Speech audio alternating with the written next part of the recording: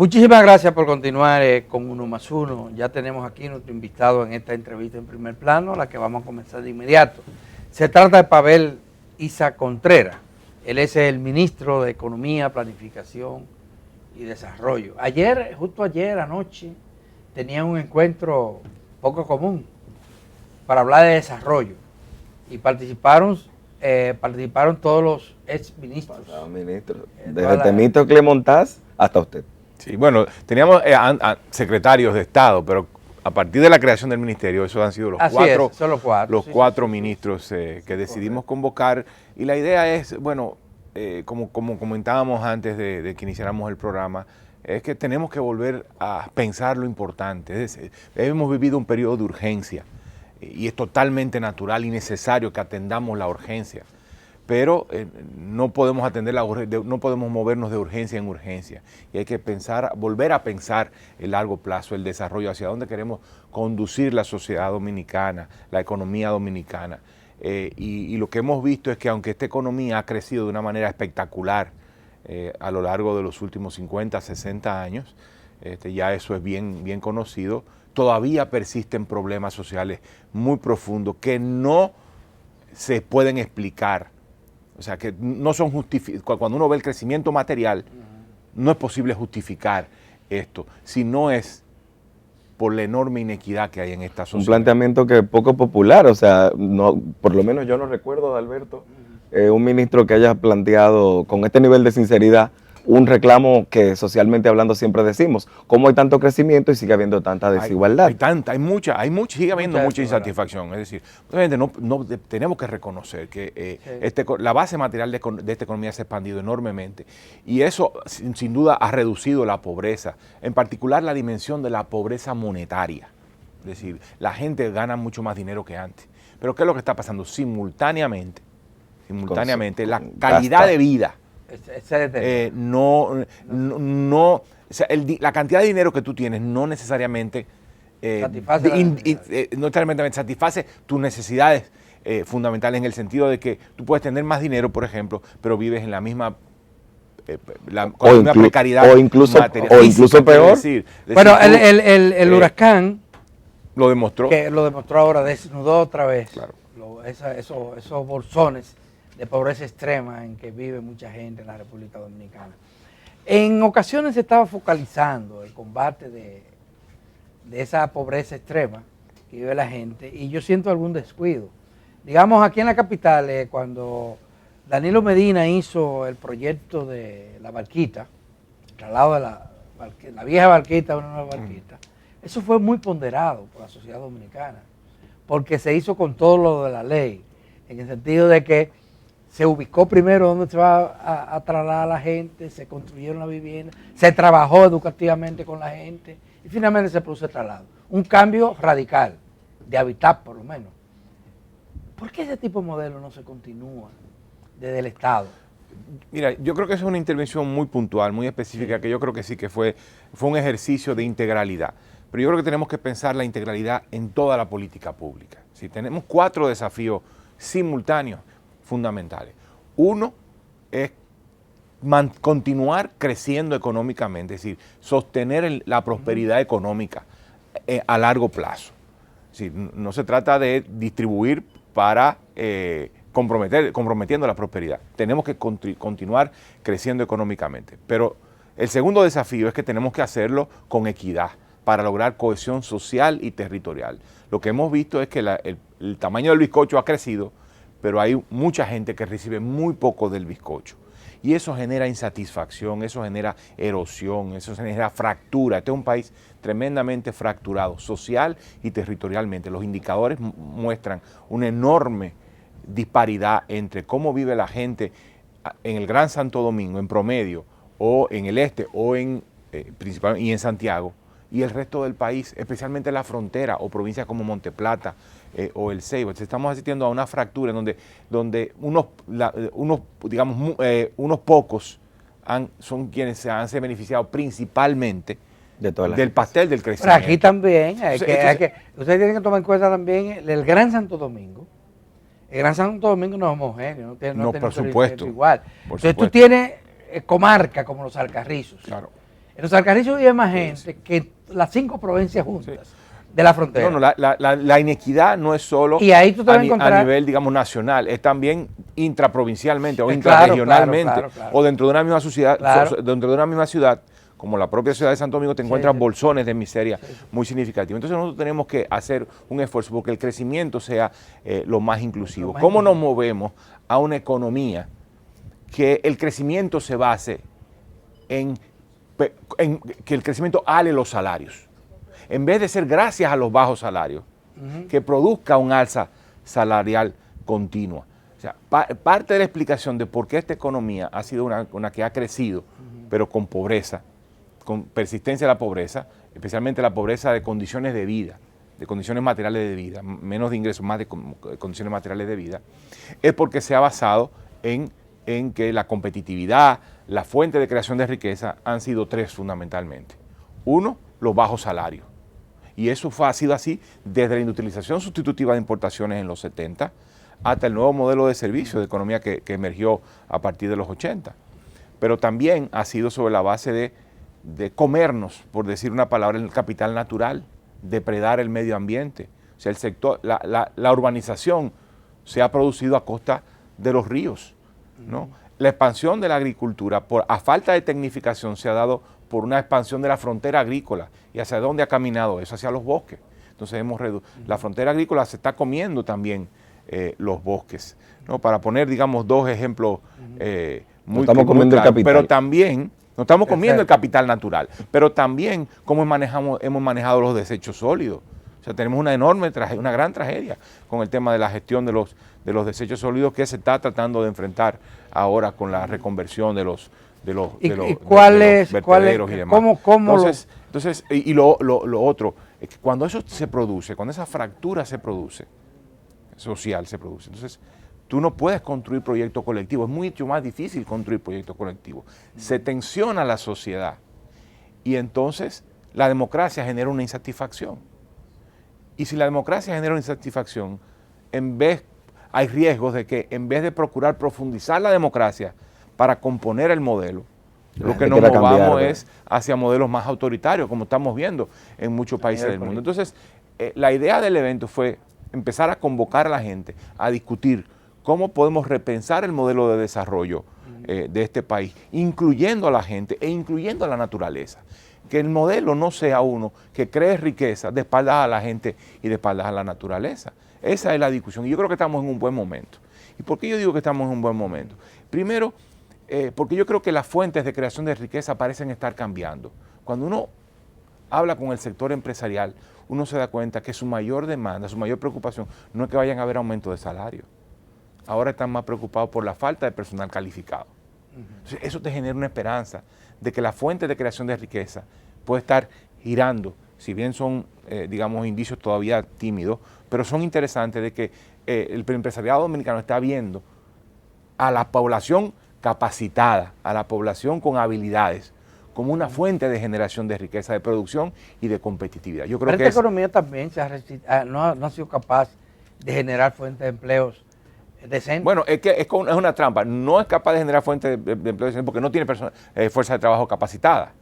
¿Tú crees que sería eso lo que explica? Bueno, es que únicamente es un factor. Es las dos cosas. O sea, por una parte, no se busca porque no hay. Sí.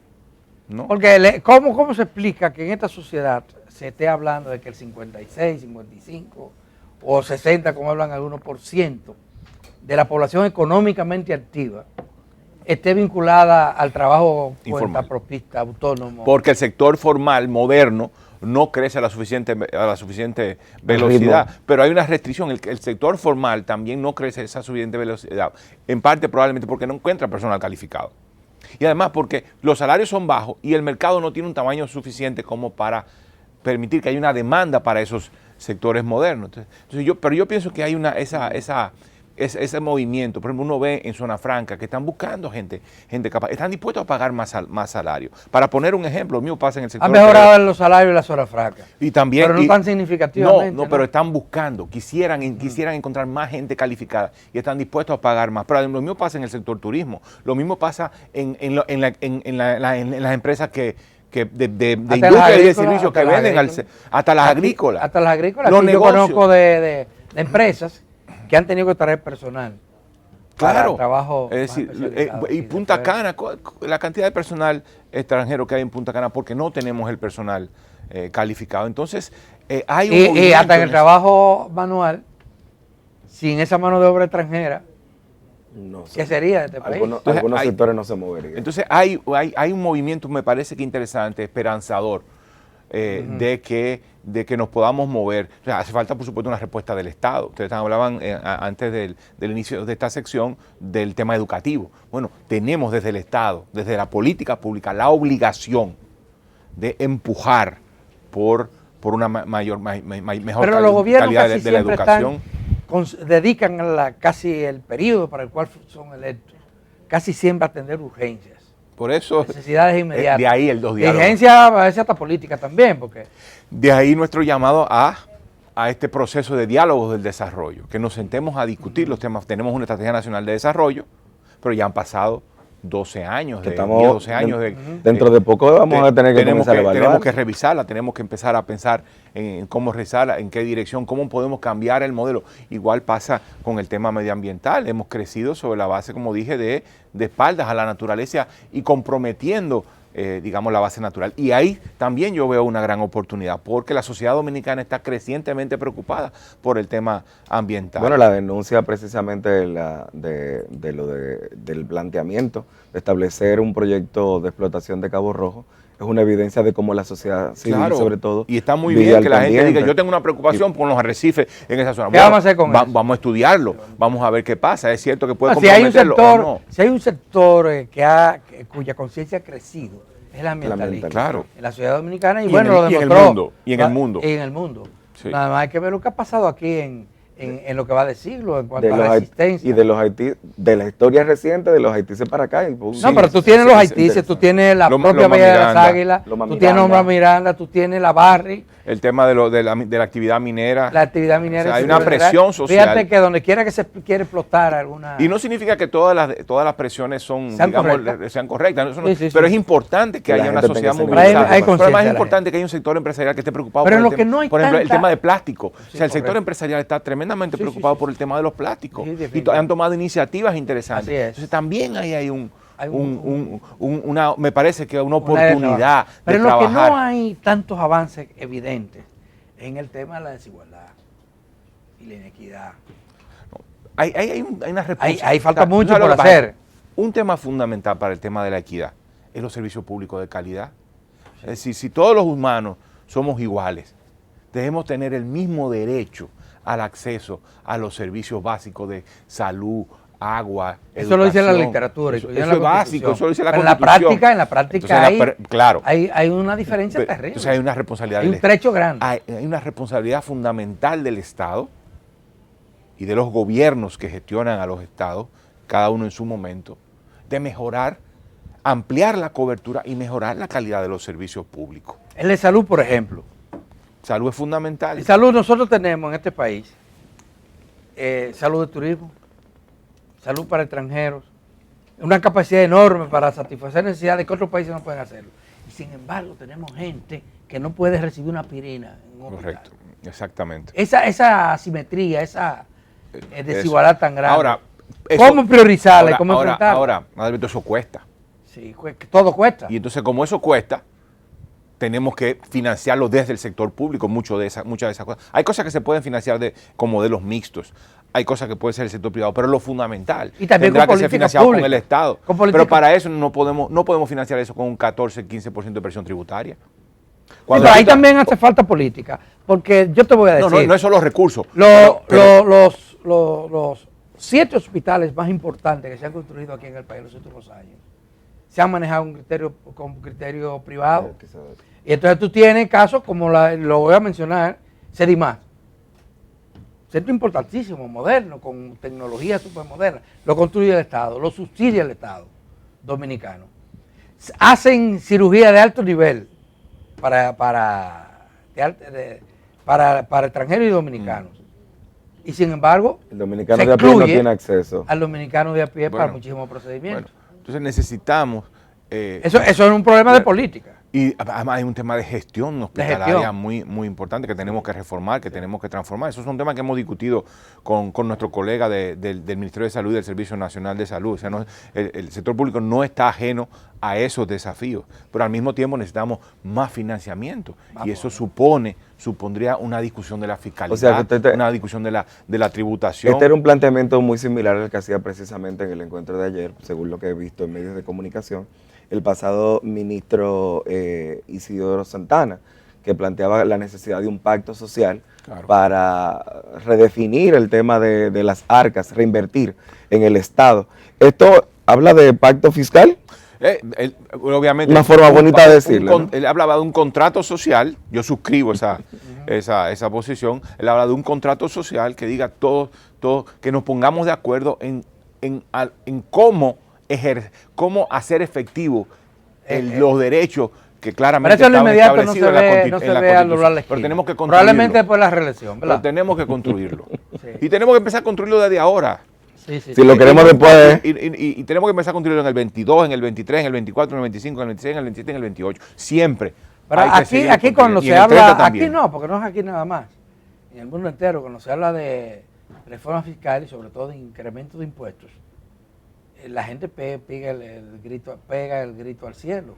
Bueno, tendría que ser una reforma que al tiempo que logre el principio de la suficiencia, es decir, tener suficientes recursos fiscales, y no tiene que ser de un solo batacazo, puede ser un proceso gradual, al mismo tiempo rebalancee las cargas impositivas, porque claramente hay unas enormes disparidades, de jure o de facto, es decir, de hecho o de derecho, hay unas enormes disparidades en las cargas tributarias, y todos tenemos que tratar de cargar más parejo. Ahora, siempre con equidad, es decir, los sectores que menos pueden son los que menos deben pagar, y los sectores que más pueden son los que tienen que pagar. Pero están obligados en toda parte del mundo. En toda parte en la práctica es practicar eso en la... Bueno, es una construcción política. Fíjate por eso se habla de un contrato social. Cuando se produjo el cambio de gobierno se esperaba una reforma fiscal. Eso le iba a preguntar justamente, si fue un error no activarla, porque las condiciones estaban. El mayor error de mi punto de vista fue no haber hecho la reforma. Pero se pudo haber grabado a lo más rico en el periodo de bonanza. Era el mejor momento para hacerla, 2016-2020, con los precios del petróleo bajos, un crecimiento muy elevado, pero bueno, ya en 2020 vino la pandemia. Ahora con toda la riqueza que algunos sectores tuvieron, no podían grabarse, no podían focalizarse. Bueno, la idea es que el gobierno de turno debió de haber tomado la iniciativa y empujar en esa dirección, pero por razones políticas. Esa es una tarea pendiente. Entonces, esa es una tarea pendiente que tenemos, y en una coyuntura ya como esta, preelectoral casi, es muy difícil. No, eso no está en agenda por el momento, pero no significa que no haya una conciencia en el gobierno de que lo ha dicho el presidente en múlteples ocasiones. Pero las reformas fiscales tienen una presión tributaria más alta. Fíjate, en Colombia se ha producido un cambio de gobierno, y el que llegó ha desempolvado la propuesta que había, porque es casi la misma, de reforma fiscal, y la ha sometido. Pero ya le están haciendo manifestaciones y apenas tiene... menos de 2 meses. Hay un costo político que pagar por eso, sin duda. Hay un costo político, pero hay que hacer. Pero hay una oportunidad también de garantizar una mayor inversión en base a esa. Sin embargo, ahora también depende de cómo tú tejas el acuerdo. Tú dices, bueno, yo quiero una reforma que vaya en esta dirección, que cargue más a los más ricos, que a los que no están pagando empiecen más a pagar para financiar. Como están haciendo los españoles. Para financiar A, B, C y D. Y empiezo a presentar. ¿Cómo lo está haciendo el gobierno español ahora? ¿Cómo lo está haciendo, tú dices? Bueno, comenzó a aplicarle sanciones, no, impuestos, elevarlo. Bueno, tarde, pero lo está haciendo. Pero importante que lo haya hecho. Al sector bancario, al sector eléctrico, a los sectores que se supone que están ganando dinero, pese a la crisis, de la post-pandemia y de la guerra, los impactos de la guerra. Y eso pues no le gusta a nadie, y sobre todo a los sectores más poderosos. Aquí eso no es costumbre, aquí no. No, pero tenemos que caminar en esa dirección. Necesitamos una fiscalidad más fuerte para financiar lo importante, la salud, por ejemplo, la protección del medio ambiente, la seguridad ciudadana, seguir financiando la educación y mover el financiamiento de educación hacia fortalecer la calidad de la educación para precisamente sustentar un modelo en el cual la competitividad y la creación de riqueza se base en la fuerza de trabajo calificada, las habilidades de las personas, y es un modelo que permitiría pagar más salario del que tenemos ahora. Ya nosotros entramos al último trimestre del año y ustedes tienen que estar de risita porque la economía dominicana, según los datos del Banco Central y los datos de ustedes mismos, está muy bien. Macroeconómicamente el país va bastante bien. Estamos volviendo, a pesar de las tensiones internacionales y a pesar de los altos precios de los combustibles y de algunos alimentos, aunque con tendencia a la reducción aparentemente, aunque uno nunca sabe con el petróleo qué va a pasar. Volvió a subir antes de ayer. Pero aparentemente estamos volviendo a una normalidad macroeconómica, y la normalidad macroeconómica en la República Dominicana ha sido alto crecimiento y baja inflación.